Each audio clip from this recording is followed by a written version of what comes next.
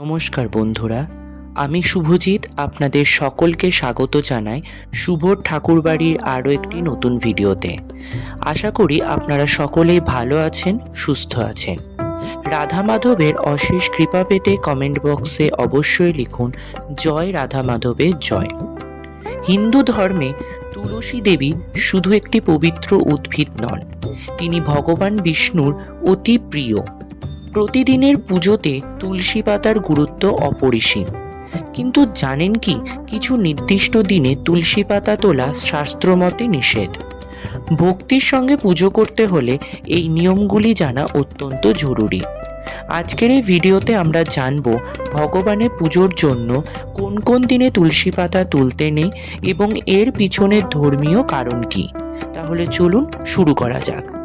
ভিডিওটি শুরু করব, তবে তার আগে সকলের কাছে অনুরোধ রইল আমার এই ছোট্ট চ্যানেলটি সাবস্ক্রাইব করে পাশে থাকা বেল আইকনে ক্লিক করে দিতে, যাতে আমার চ্যানেলের সমস্ত ভিডিও নোটিফিকেশন আপনারা খুব সহজেই পেয়ে যান। আর যদি আপনারা আগে থেকেই আমার চ্যানেলটি সাবস্ক্রাইব করে আমার পরিবারে যুক্ত হয়ে থাকেন, তাহলে তার জন্য আপনাদেরকে অসংখ্য ধন্যবাদ। তাহলে চলুন শুরু করা যাক।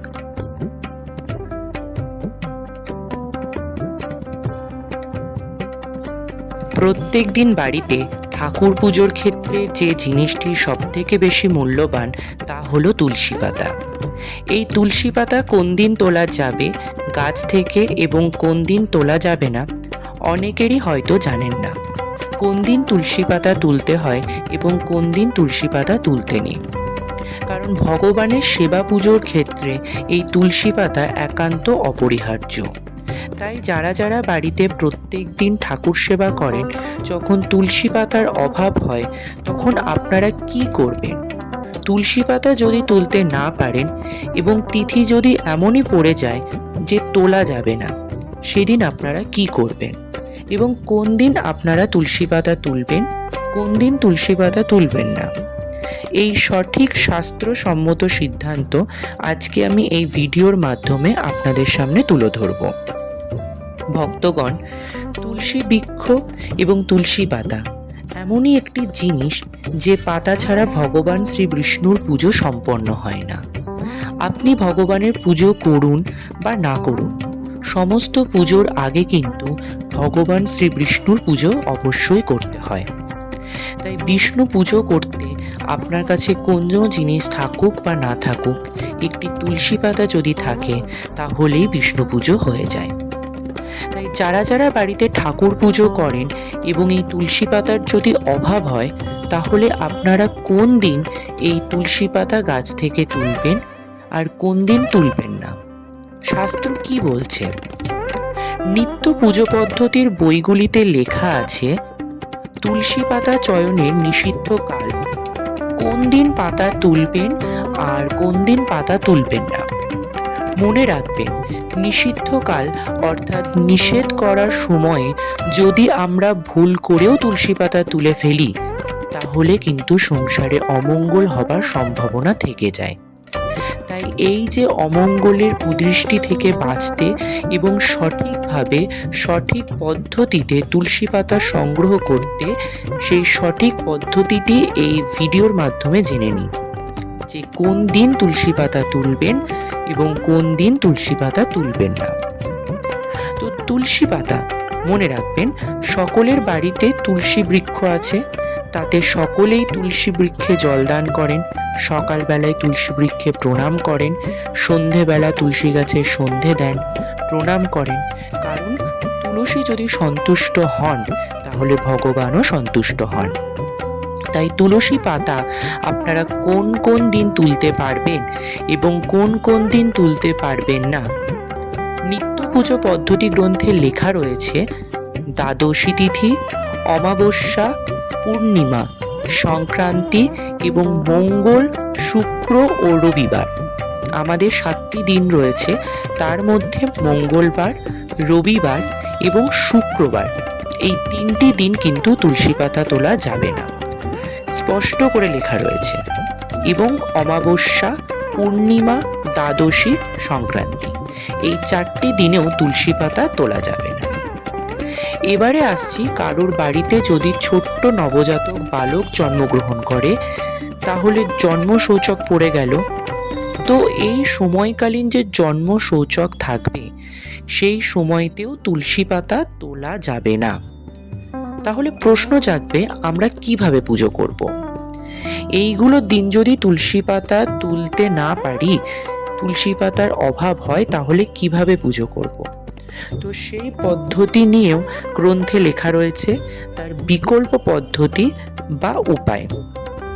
এছাড়াও চন্দ্রগ্রহণ, সূর্যগ্রহণ চলাকালীন তুলসী বৃক্ষ স্পর্শ করা যাবে না।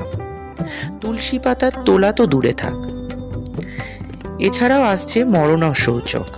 কারুর বাড়িতে যদি কোনো ব্যক্তির মৃত্যু হয়, সেই সময় যে শৌচ যতদিন থাকবে, অর্থাৎ অশুদ্ধ যতদিন থাকবে, সেই সময়ের মধ্যে আপনি তুলসী পাতা তুলতে পারবেন না।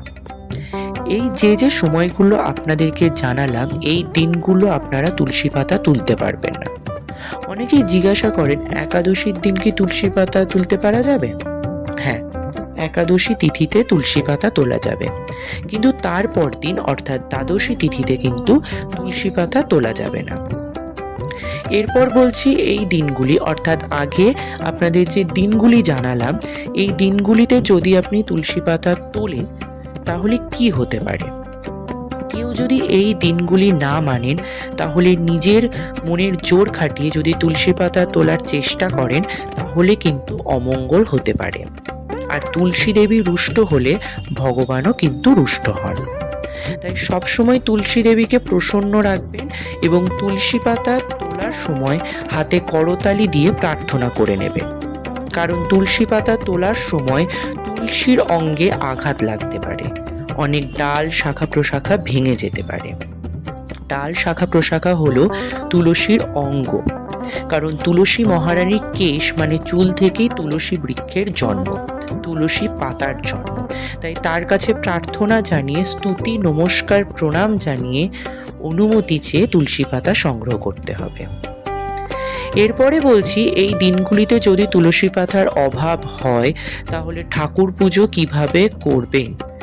তো নিত্য পুজো পদ্ধতি গ্রন্থে এটাও বলে দেওয়া রয়েছে, এই দিনগুলিতে যদি তুলসী পাতার অভাব হয় তাহলে পুজো পদ্ধতির উপায়। তুলসী গাছ থেকে পড়ে থাকা, দেখবেন অনেক সময় তুলসী গাছের তলাতে অনেক পাতাও পড়ে থাকে।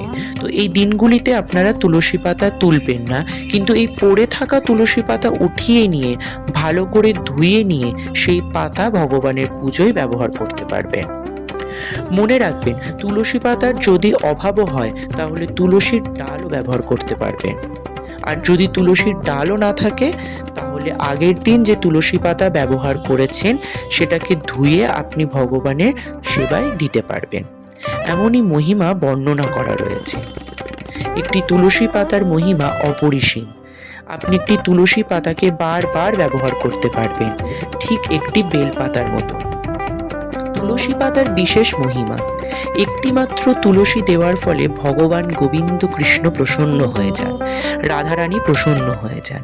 তাই এই দিনগুলিতে আপনারা ওই যে তুলসী গাছ থেকে পড়ে থাকা পাতাগুলি সংগ্রহ করে পুজোতে ব্যবহার করতে পারেন। এবং মনে রাখবেন, তুলসী পাতা তোলার সময়, যেদিন আপনি তুলসী পাতা তুলবেন, আপনারা কিন্তু সন্ধ্যার আগেই তুলে নিতে হবে, অর্থাৎ সূর্যোদয়ের পরে এবং সূর্যাস্তের আগে এই যে সময়, এই সময়ের মধ্যে কিন্তু তুলসী পাতা সংগ্রহ করতে হবে।